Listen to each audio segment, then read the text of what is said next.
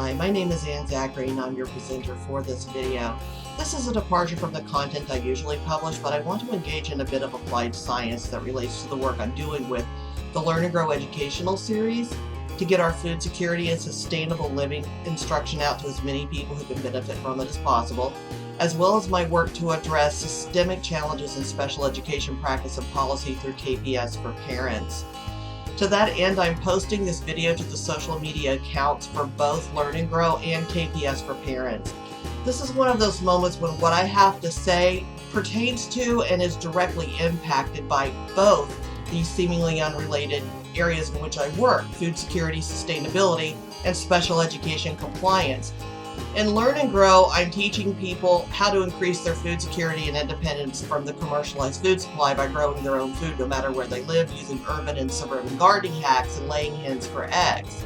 With my work in KPS for Parents, I'm working on special education science and law, and they seem unrelated, but they really aren't when you get right down to it. I've said this before in past videos and other content that I've published, but the science of marketing and the science of instruction are the same science. They both rely on the same psychological principles to achieve their respective goals, basically getting people to remember stuff. Because of this, social media marketing is an excellent vehicle for promoting instruction. It's also an excellent vehicle for promoting sales, as any influencer can tell you. An entirely new industry has emerged around social media influencers, as well as the product sales they facilitate and from which they profit. I'm curious about merging the two together so that we have nonprofit fundraising that not only achieves instruction but also drives donation revenue that funds nonprofit activities. Hopefully what I do here is something that other nonprofits can also replicate to the benefit of the populations that they serve. As I've also said before, science only measures and utilizes what already is. It doesn't create something new out of nothing.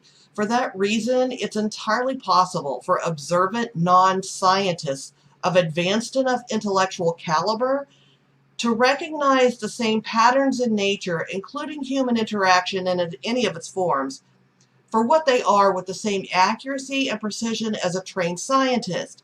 Some people's brains are just naturally smart the way that they're made. They think that way already. They don't have to be taught it. Or they're inclined to function that way in the first place, and so there's very little teaching that's needed for them to get the point. Which brings me to James Charles, the 21-year-old genius of YouTube and Instagram influencing, who started the face painting and makeup tutorials as a teenager, became the first male cover girl at the age of 17, has now launched an empire that includes his own makeup and clothing lines, has hosted a reality show on YouTube designed to foster others into becoming successful beauty influencers on social media, and actively promotes social media influencing as a legitimate business model to others. This is the tie-in here with what I'm doing, because I see what he's trying to do, I agree with what he's trying to do, and I see the science behind it. James's success as a fashion and beauty icon, as well as a social media entrepreneurial genius, particularly at such a young age, my goodness, which he accomplished as a YouTuber, has led to the celebrity credibility now afforded to extraordinarily successful YouTubers and influence on other social media platforms. James has only scratched the surface of his potential and is already reaping the benefits, both personally and on behalf of the people he seeks to inspire. Consider me inspired. James has a natural, intuitive understanding of the science that I have had to study for longer than he has been alive to understand. I'm 53 years old, have worked in this science in some capacity since I was 18, have an advanced degree in educational psychology, and testify as an expert in court on the same concepts that James seems to instantly understand with automaticity just from watching the world go by. Just listening to James speak on just about anything usually quickly reveals just how smart and well-educated he is. His deductive reasoning skills and processing speed are ridiculous based on my casual observations. So get right away that I geek out so full on as a nerd about these kinds of things and on these kinds of observations. It's the same skill set that I bring to my non-Learn and Grow work as a special education advocate and curriculum developer. I want to explain the dynamics of the social media marketing system that James has identified based on my observations according to the applicable science. To the degree that James himself may find this analysis helpful to promote his own messaging regarding the legitimacy of social media influencing as a profession, he is certainly free to do so. But we would much appreciate it if you let people know, James, that we're a nonprofit endeavor, and their donations to Learn and Grow and KPS for Parents would be really much appreciated. So please, as you're sharing the love and the message, please also share the message of help us financially. So along those lines, I want to let you know that Learn and Grow Educational Series is a division of the Institute of Educational Equity, Inc., of which I'm the director. IEEI is working on its 501c3 application right now, which is expensive, and has already been incorporated in the state of California and issued a tax ID number by the IRS. Once we get our 501c3 nonprofit status, all donations will be retroactively tax deductible from the date that we became incorporated in March of 2020. If anyone wants a tax receipt once we get our 501c3 status for donations made prior to then, just add a note on your PayPal transaction to your donation so we'll know. KPS for Parents is currently operated as a separate nonprofit organization, but once we get our ducks in a row with IEEI and it's got its 501c3 status, KPS for Parents will be dissolved as a separate entity, donate all of its assets, including its branding and other goodwill assets, to IEEI, and be recreated as a division of IEEI. So this is a reorganization of sorts that's already we're in the middle of it, but we're funding it as we go. So any donations you make will help us with that process. We want to keep all our ducks in a row and keep all of our paperwork the way it's supposed to be. So here's our donation link. And again, there'll be a hot link wherever we've posted this on whatever platform you're viewing this on. There'll be a way to link to it. So let's get back to James and his genius system. The dynamic goes a bit like this. First, you need to have a body of knowledge that you want to share. In this sense, what you're doing is helping to shape how the world thinks about things and engages in problem solving, because you are, one, expanding people's minds with deeper understandings of some complexities of life based on verifiable facts. So you're not coming in and making things up. You're coming in and speaking to a true issue with true information, true facts.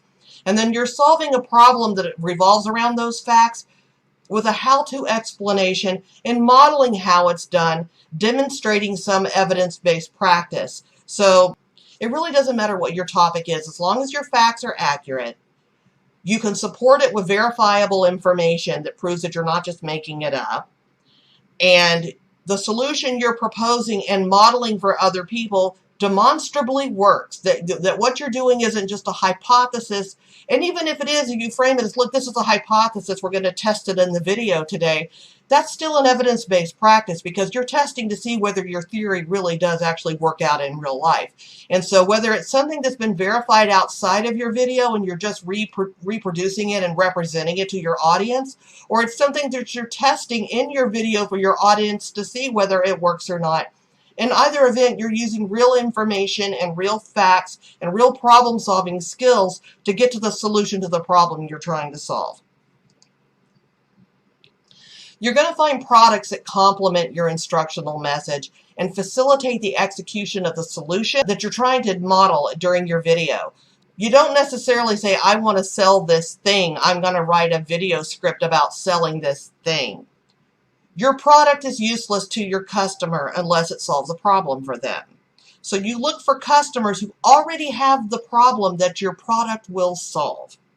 So you speak to the problem and you present the product as the solution. You don't lead with the product. The product is not the point.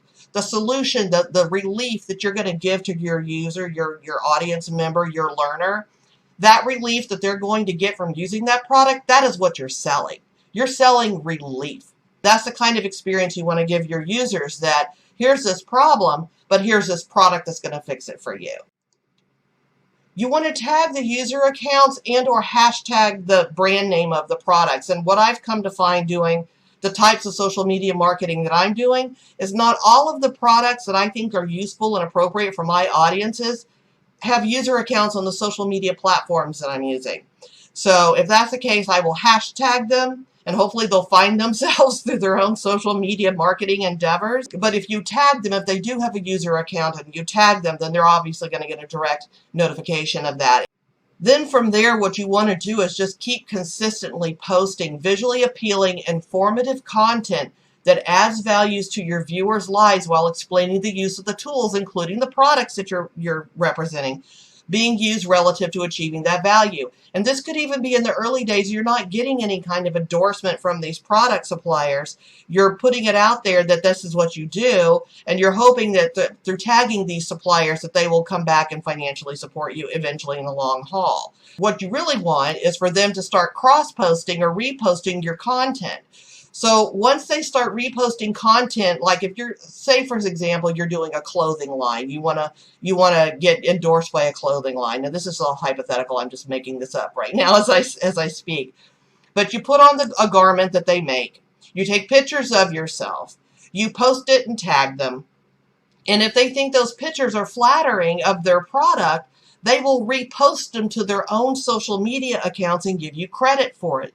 You do enough of that, and you start driving sales, now you're an influencer. Now they want to talk to you about money, or they should. At some point, you know, you're going to have to know what that threshold is where I'm going to stop giving this away for free. If you really want me to continue repping your product, you're really going to need to give me some kind of a kickback, because I'm spending my own time and money and resources to make these videos to sell your product. I, in the very least, need to be reimbursed. But you want to make sure that your hashtags and everything that when they do repost are going to include things that carry people back to your account. So that's, you're also wanting to build your own audience from that too. So you're trying to do two things. You're trying to build an audience, but you're also trying to build a revenue stream. So once you get that cross promotion piece going on, and there's that bi-directional flow of you post your vendor's content and they post your content, you've got lots of different people sharing your stuff around, you start to generate sales for the products that you include in your how-tos, your explanations, your problem solving. And people start wanting to buy those things because it will solve their problem. You've given them a legitimate answer to a legitimate problem. You're truly functioning as what sales really is meant to be in the most ethical sense, which is brokering knowledge between someone who has a problem that needs to be solved and someone who's selling a particular type of solution. So there's nothing but dignity in that. So once you start getting that going on and you have this healthy sales funnel that you're starting to create, then you're going to be looking for discount codes and affiliate links. And affiliate links are often very easy enough just to sign up for with a lot of vendors. But discount codes can be something you have to ask for, or something that they will only volunteer when they think that you're worthy. Either way, you want the discount code so your users can get a discount when they make a purchase. But you want the affiliate link so that when they click on it from your website or your post or your video or whatever, that it's going to be tagged as a sale coming from you, so you get credit for it, so you get a commission. So that's the other part of it, is you want not only a way for your users to get a discount, but you also want a way for the sale to be tagged as having come from you, so that you get credit for it and you get a commission or an affiliate fee. Once you've cultivated these reposts by your vendors and your followers that are spreading the word and getting the message out about the products that you're promoting through your instruction, now you want to do what's called cross-promotion videos or other types of posts where you're collaborating with another influencer. And it doesn't necessarily have to be someone who's from the exact same domain that you occupy. It could be a related domain. For example, James Charles does makeup and that's his focus, but so do a lot of drag queens. And he does drag. He plays around with drag as well and is, you know, actually gorgeous no matter how he does himself up. You know, the fact that he's not specifically a drag queen per se, that's really not his content isn't devoted strictly to drag, but there is overlap between makeup and drag that makes it perfectly sensible that he would make a makeup video with, say, Trixie Mattel. To see these beautiful drag queens come on and do their makeup with him and they share ideas and stuff, that kind of cross collaboration. Now what's happening is James's audience is getting exposed to these drag queens who also do makeup tutorials and things specific to drag that they might not otherwise have seen, and all of the drag artists followers are now going to see James's content because the videos that he makes with one collaborator is going to show up on that collaborator's social media as well as his own. And so what you have is you're teaming up with somebody else so that you're posting to two large audiences with the intent of growing both. And so you're trying to spread the word and increase the sharing activity amongst your followers and your users. And at the same time, you're collaboratively promoting a product of some kind. You're going to be generating sales from the products that you represent when you are demonstrating the solutions to the problems you're addressing. And the ultimate point is to solve your audience's problems. You're there as a problem solver. But in order to solve that problem, they're going to need to use specific tools. And in order for you to bring that knowledge to them, you're going to need resources to make that happen, which, quite frankly, when you're the influencer and you're having to produce all these things, means money. You need operating capital to be able to make the videos and put them out and whatnot. And so the intelligence behind the cross promotion, the common sense nature of it just makes sense that you would want to do that. You want to grow your audience to other audiences that are similar to yours, where there's going to be overlap and shared interest, especially when you're solving a problem that's unique to the two domains represented by you and your collaborator. So, for example, if I were to do something for Learn and Grow, I might want to partner with somebody amazing like Ron Finley or Jamie Oliver and his Food Revolution. Those are two big influences on the Learn and Grow educational series. And if we want to look at it from the special education side of things, I might want to do something with someone who does programming specific to autism versus someone who does academic research. So you have a contrast and compare. Things that I can do with having different people come in and collaborate with me on topics that are relevant to the ones that I cover, but are not exactly the same kinds of things that I would do if I were just talking about my discipline alone. And so there's loads of opportunities for you to do that kind of a thing if you've got a good enough topic and you've got a large enough audience of people interested in what it is you want to talk about. So cross-promotion videos are huge in generating sales, because as much as you exist to solve a problem, that sale is necessary. That's the money engine that keeps the whole problem-solving process going. Once those sales are being generated, once you've got that piece of it going, basically what it starts out with is you're tagging your vendors, your hopeful vendors, the products that you admire. You're posting that content and tagging them in it, and they're going to start reposting your content because it helps them promote their stuff. And then as time goes on and you get a track record of being a really good provider of sales to these vendors, then they're going to want to do more organized business with you. They're going to make something more formal. Then you can start getting things like discount codes and affiliate links. Now, some affiliate links are easy enough to get. You just go to the website and sign up, and the vendor has an affiliate program. They don't need to know who you are. They don't care who you're about. They're automatically going to give you a script or a code or a URL that's custom to you. And then you'll paste it into all your content. And if anybody clicks on that link, you're going to get a percentage of that sale of whatever they buy. And that's just basic affiliate marketing. And that's a great place to start. But you also want to get to the point where you've got discount codes, because that incentivizes your audience members that much more to go ahead and make that purchase using your affiliate link, because at least on their first order, they're going to get some kind of discount.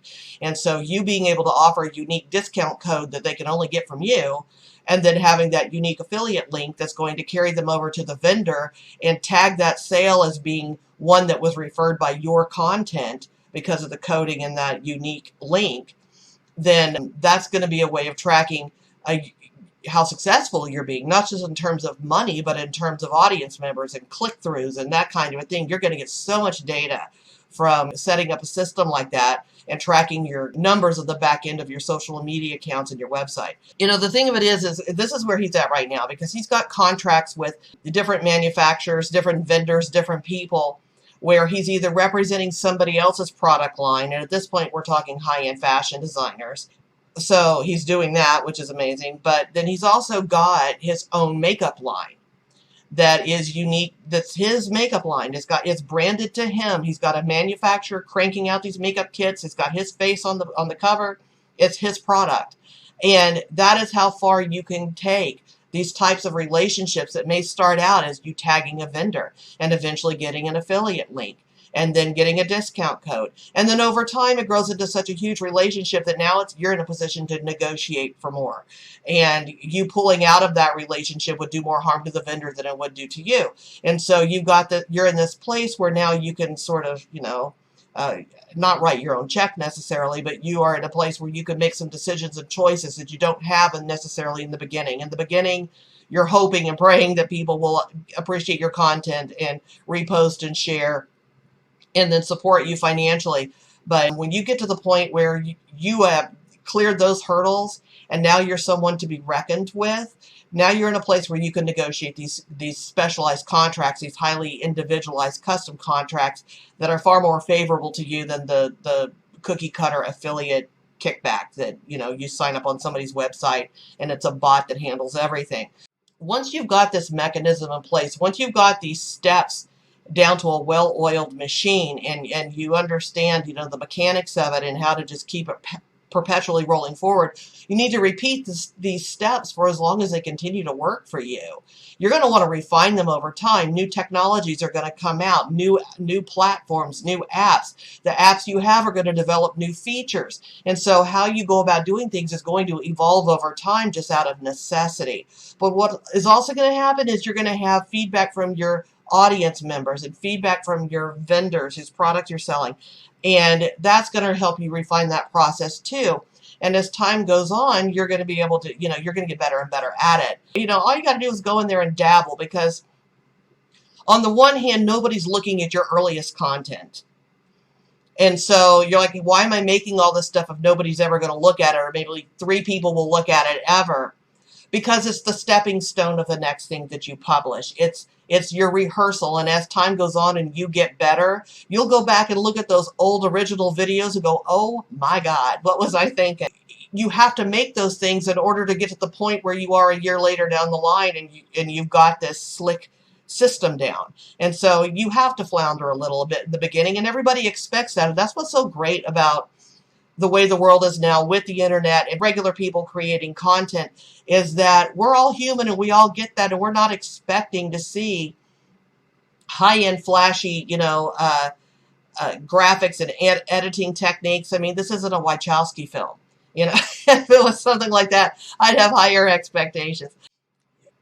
As you get better at this and as you practice at it, don't feel like you have to go back and delete something old just because it looks cheesy compared to your new slick stuff later on down the line.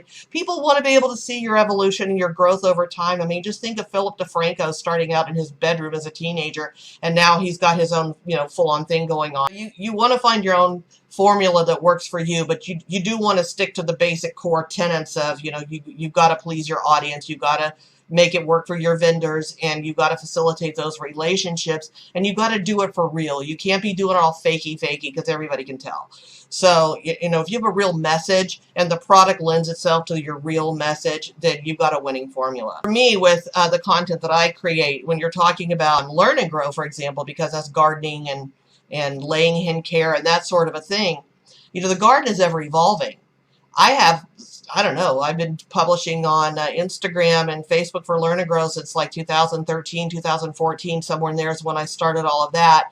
And so I've got over 6,000 photos of vegetables growing in the garden, and chickens and eggs that they've laid, and little short videos of bees landing on the borage. There's always something new in a situation like that, because the garden grows and it has a life cycle. Each plant has its own life cycle. So how long it takes for the beans to come in is not how long it takes for the watermelons to come in. And so every plant story is its own little saga, its own little soap opera. And I've got people who are following every few days just to see how much bigger, the tomatoes have gotten. And are they red yet, or are they ripe yet? And so people get invested emotionally in seeing the progress. And so that's anything that you can do that's going to show progress over time is something that people are going to want to come back for. It leaves a little bit of a cliffhanger where they want to come back and see what's going to happen, the next time you post something. With KPS for Parents, the content I'm posting on is largely special education, science, and law, and how those two things interrelate with each other, which is incredibly complex. And there's a million things that I can talk about that until I die without anything changing. But the reality is that laws change periodically over the years. Little things get tweaked here and there, or there's like a major reauthorization of the Individuals with Disabilities Education Act, and like the whole world has turned on its ear for a while. But then you also have the science that keeps getting published, all the peer-reviewed literature and education research, and all the things we learn about all these different learning challenges. How does autism, for example, affect how a student learns? Well, it depends on the student. There's the saying, if you've met one person with autism, you've met one person with autism. It's a spectrum disorder. Just like everybody else on the planet, no two people with autism are alike. And so but there are still things in common that we all, we all know that we have to look out for, these kinds of typical landmines that might throw themselves up in the face of someone with autism trying to access education. And so to a certain extent, there's a one-size-fits-all, but in reality, most of what you do in special ed has to be highly individualized. And so I could talk about that every day, all day for the rest of my life and never even begin to scratch the surface. And so there's always new content that can be added. There's always something nuanced, and somebody always asks a new question. And because I actively represent students in the special education system and create programs for them myself, I'm also encountering things in the field that made me go, oh my God, what's going on? And then I've got to say something about it because it's messed up. It's not something that couldn't be fixed. It's just something that hasn't been fixed. And the fix is known. And so I've got to call that out. A lot of what I'm doing in that arena, again, it's content that's going to continue to grow and evolve over time because it's not so narrow of a topic that I'm going to do 3 episodes of a video series and run out of things to say. You need to have a broad enough topic that you're going to have lots of little episodes and little posts about what it is you're doing that's going to keep things going. You can't, if you have something that's limited in scope, make it limited in scope. That's not the same thing as being a social media influencer. If you're an influencer, you're posting constantly and you're constantly engaged in that dialogue, so you keep it going, and your content gets to the point where your old posts and things you've already shared become passive income streams for you, because once you've posted it, you're done. You might go back and recycle old content when it's appropriate to do so, like a before and after, or let's reflect on where this issue was a year ago and where we are today kind of a thing. You can use your old content in those kinds of ways to talk to it, something new, but you're not going to go back and have to remake your old content. Once it's made, it's made. Once it's published, it's published. It lives on for so long as you leave it out there, and if it's got active links to things where people can buy stuff and they want those things and you've convinced them that that's the tool for the job, then those links are going to continue to serve you. Those posts are going to continue to serve you long after you've put in the work. And so even if in the early days what you're doing is not getting that much attention, that does not mean that later on down the line, once your stuff becomes more popular, people aren't going to go back and start looking at your stuff from the very beginning. I mean, think about it. How many times have you been exposed to a TV show where you got introduced to it mid-season and you see a little piece of it or a single episode, you're like, I got to go back and start from the beginning because I want to get caught up to where this is so all of it makes sense to me? If you can create that kind of a sense to your content, then that will encourage people to go back and look at your older stuff. So you might want to reference it, and like in this video today where I'm talking about, in the past I have said in my other videos. That is true. I have said those things in the past. But the only way to verify that is for my users to go back and watch those old videos, and then they'll see that I've said these. There is proof out there, but it requires people to go out and find it and avail themselves of it to confirm for themselves that that actually is a true statement.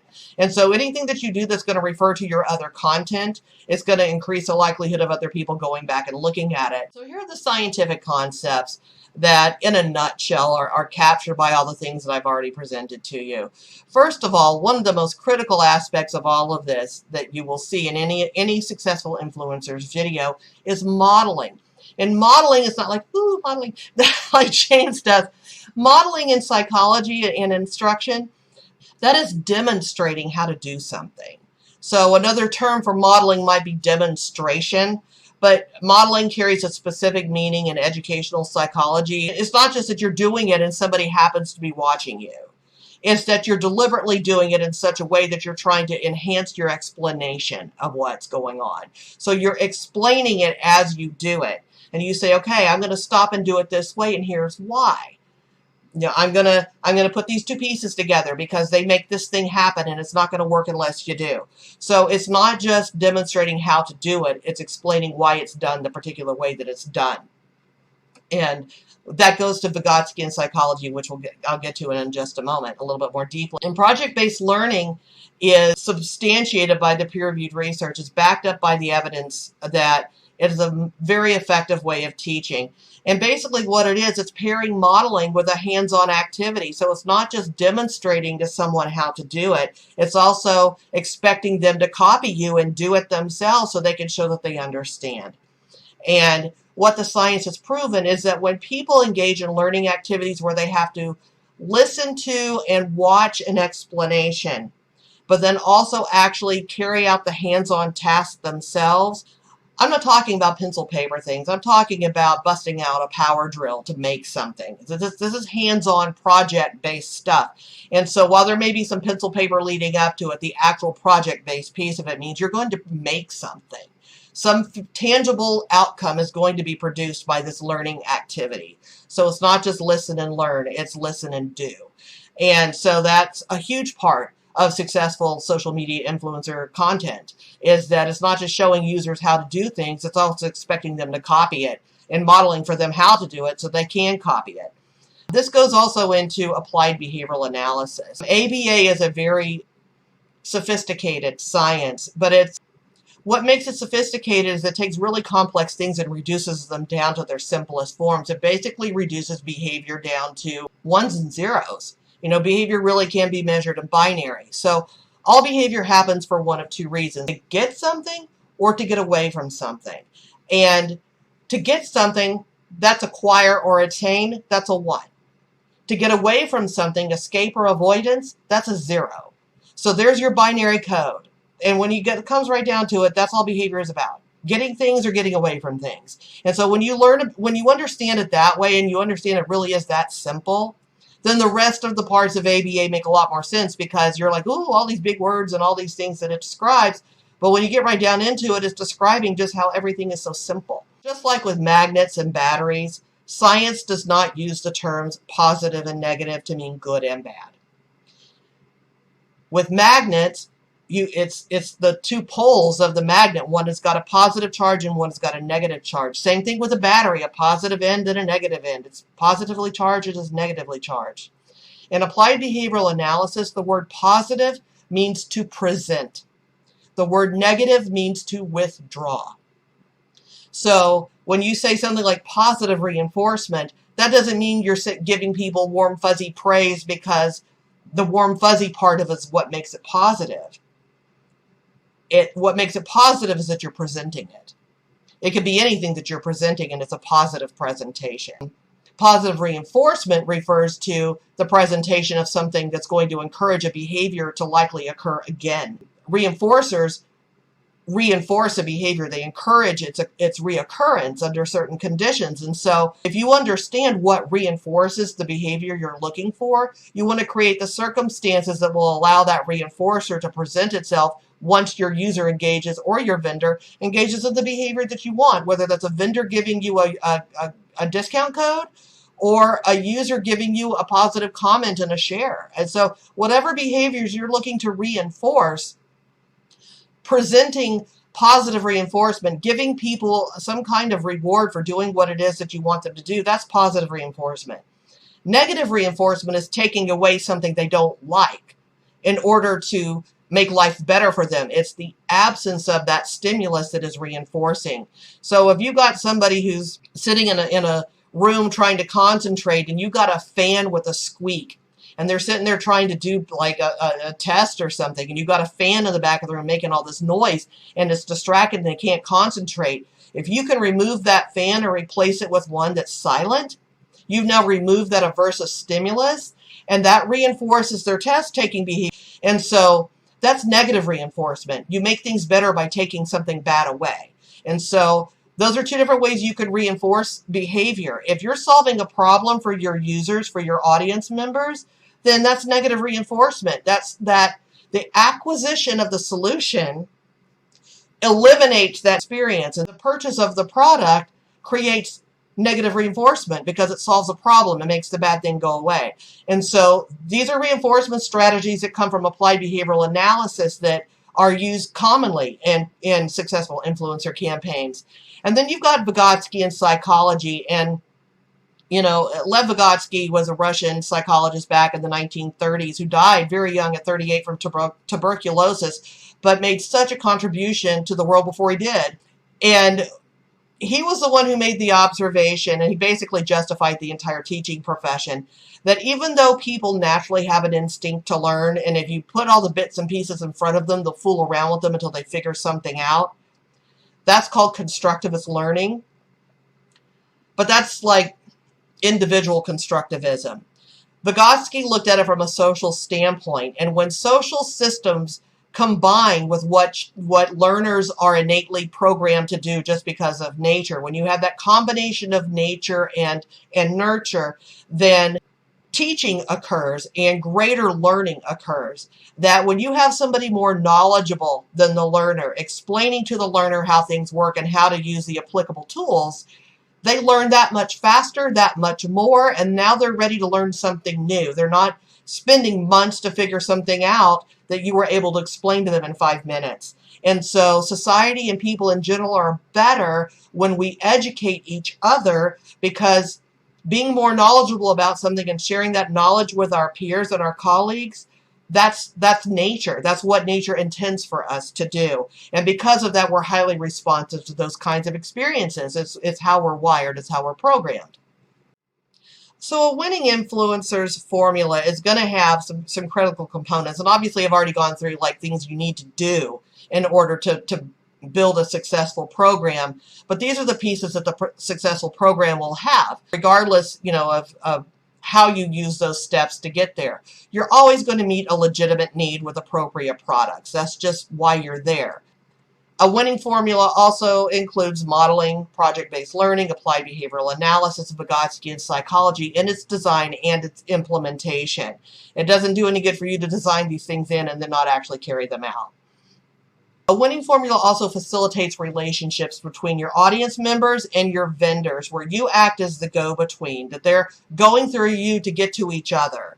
And you want that, because once you have that passive relationship where you're silently in the middle, you say you're one piece, you put out your links and you leave it alone. Now you've got this relationship between the vendor and the audience that didn't exist before. And because you're the one facilitating it and they're coming through your conduits to make that happen, you've got costs associated with that, obviously, and so you need to recover at least that. So the revenue that you're generating from getting a percentage of all sales that you help create is justified, it's dignified, and it's appropriate. You're solving problems for both the vendor and the end user, and they wouldn't be able to do it without you. And so you need to facilitate that relationship, but you also need to make sure that it creates revenue for you. A winning formula also includes an authentic, genuine human experience. It isn't some made-up, fakey, phony.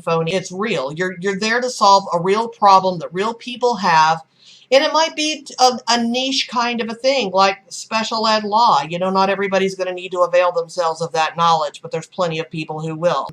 Same thing with being a drag queen. If you're into doing drag and makeup and hair and all that kind of stuff, and that's what you're into, that's way cool, and there's lots of content out there for you, but that's not everybody's thing. That's still going to be a very niche-y kind of audience. There's only going to be some certain people who are into that who are going to want to go see it. So there's nothing wrong with creating content that speaks to a niche, because actually the more niche you can get, the more devoted and loyal your followers can become to you. You just need to make sure that your topic is broad enough that you're going to have something to say to your audience for a long time to come, and it's not too narrow and niche. A winning formula is also organized and predictable. And I think this is something that doesn't get enough attention, and so I'm going to belabor it just a little bit here. You have to understand first and foremost that the root of all anxieties, no matter who you are, and whether it's just a smidge of anxiety or a full-blown panic attack, or full-blown OCD, which is a manifestation of anxiety. Anxiety is always about a lack of predictability. When people don't know what's about to happen next, they become anxious. When it's something that's very important, or they're in a completely novel environment where they don't know what the rules are of anything. Novel environments throw people, and you will have a lot more anxiety trying to figure out how to navigate a new setting, because you don't want to walk in the wrong room, you don't want to talk to the wrong person, whatever it is you don't want to have happen that's worrying you. That's a source of anxiety, because you can't predict whether it's going to happen or not. You don't know. And so to a certain extent, anxiety motivates us to solve problems, because nobody wants to live in a state of anxiety. Nobody wants to live in a state of not knowing what's about to happen next. So the more predictability that you can create for your audience members, the more comfortable they become with your content, the more loyal they're going to be, because you're lulling them into this this place of contentment, this place of safety, this place of security where they know what's coming next and you're not about to rip the carpet out from under their feet. You're not about to trigger them into an anxiety attack. And that may sound like an extreme representation of what can happen when you have very unpredictable, all over the place content. Mostly what it results in is people just clicking off of it and going away because it stresses them out and they can't look at it. They're like, I can't follow this. This is too much. Click by. And now you've lost them. And so this is about audience retention. If you want to retain an audience and get that loyal following, you've got to give them something that's at least somewhat predictable. Like you could do a video series where every episode you have certain segments that go in the same order. Each segment is going to have a different piece of information in it from one episode to the next, but you're always going to have the same segments. So that gives people a sense of predictability without it being too predictable. If your content is about a specific topic, say fly fishing, maybe it's just Instagram of all the different flies you've made. You know, it's all about how to make flies or something, that you're going to be posting pictures of the individual flies and then with instructions, or maybe every once in a while you do a how-to video or something like that.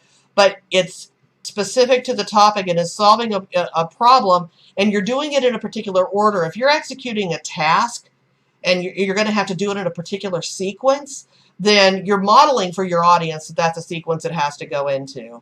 But it's also about creating a brand identity for yourself. And it can be something as simple as, like with James, for example, he refers to all of his viewers of his videos as sisters. Everybody's a sister.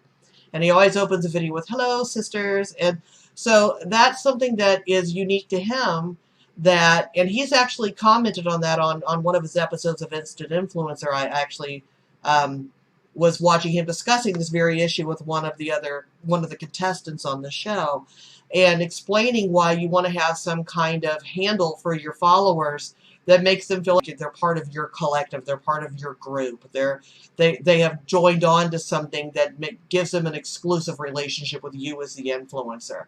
And that has to be sincere as well. You have to genuinely love the people who support you to give them a term of endearment like that. And that's very valuable. And that's another part of that consistency and predictability and familiarity.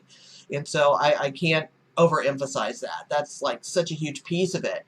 You know, you can do everything else and then have something that's so all over the place that nobody can follow it, and they're just going to click off of it because it's too much coming at them at once and they can't process what you've put before them. And so you need to keep it simple and organized so that people can digest it, especially when they're new. You can get a little bit more experimental with things when you've got an established audience who already knows how you do things. But in the very beginning, you're going to have to be enticing people in, and it cannot be something that's so out there that they can't even understand what's happening, or it's just too overstimulating and they click off of it and go to something else. So that predictability and that consistency piece are huge. Having captured all of that, having discussed all of that, I do want to thank you for joining me for this particular video. This has been a very interesting intellectual exercise for me as someone who works in educational psychology and analyzes behavior for a living.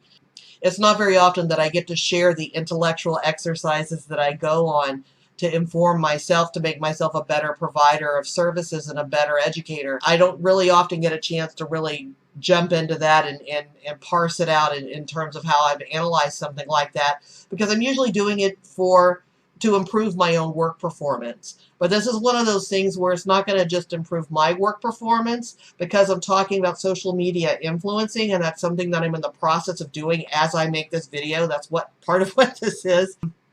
I'm trying to influence your opinions as well. I'm trying to attract the vendors and the other influencers out there who have something to say, who we can create dialogue around this even further and promote each other's work, because all of us are doing the same thing when it comes down to being a social media influencer, regardless of your topic, regardless of the product lines that you're attempting to promote or successfully promoting.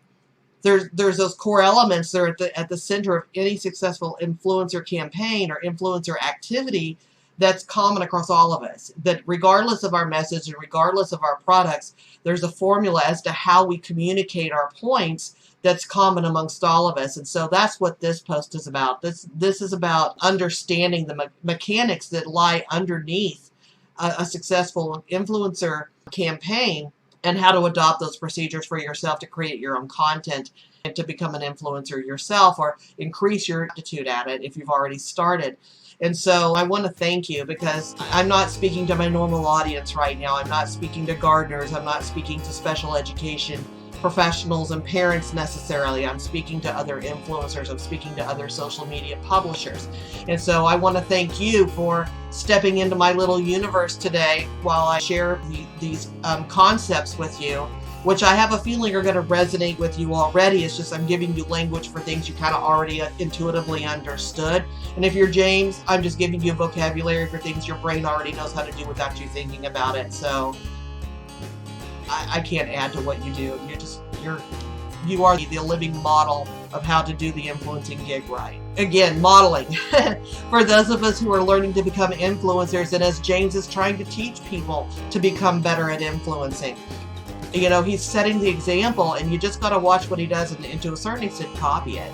But that's what I did here, was I basically have gone through a lot of what James has done, but a lot of other influencers as well, and look for those common threads of what's successful, what works, and what doesn't. If you like this, find this valuable, I hope that you'll find other stuff that I publish down the line valuable too. If you are in the special education community, follow us on KPS for Parents. If you are into food security and learning how to grow your own food no matter where you live, please also follow me on Learn and Grow. As for this video, please like, subscribe, and share. If you're an influencer and you think this is going to be valuable to other influencers, you see the merit in it, then please by all means share it with your influencer communities and through those networks as well. And I look forward to bringing more stuff to you down the line.